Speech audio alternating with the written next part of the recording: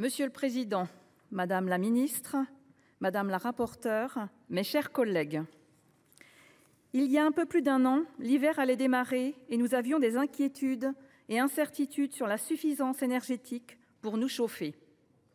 Les prix flambaient, les tarifs des produits de grande consommation s'envolaient et donc pour les Français, l'inflation s'amorçait. Notre situation, aujourd'hui légèrement meilleure, est toutefois toujours très fragile. Le risque inflationniste des matières premières reste une épée de Damoclès au-dessus du pouvoir d'achat des Français. Si la décrue des prix à la production a commencé, comme nous l'indiquent les chiffres de l'INSEE qui se trouvent dans l'exposé des motifs de ce projet de loi, sommes-nous certains que cela va se poursuivre ? Je tiens au préalable à saluer les efforts fournis par le gouvernement depuis ce fameux hiver 2022 pour protéger au mieux les Français. Vouloir renforcer cette action de lutte contre l'inflation est un objectif louable. Souhaiter accélérer le mouvement l'est tout autant. Cependant, des interrogations majeures se posent. La première d'entre elles est simple. Est-ce que les dispositions que nous examinons auront un réel impact ? Avancer les négociations commerciales paraît sur le papier une solution intéressante. Les Français pourraient voir baisser les prix plus rapidement et donc subir les effets positifs dès le début de l'année.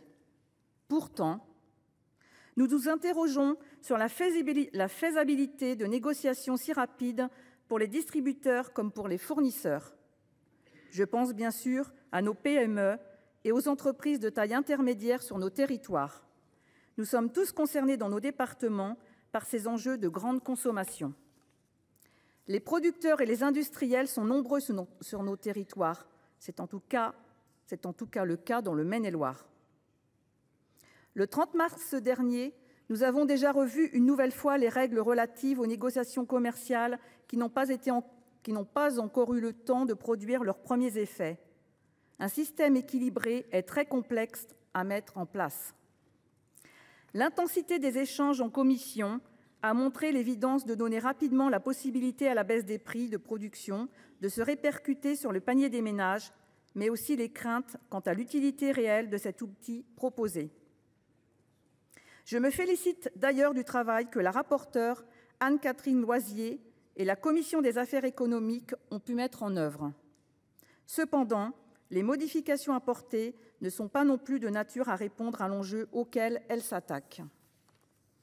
Que ce soit l'avancement de seulement quelques semaines par rapport à ce que la loi prévoit actuellement ou encore la différenciation entre fournisseurs en fonction du chiffre d'affaires, les répercussions ne sont pas claires. L'amélioration ne sera pas forcément au rendez-vous.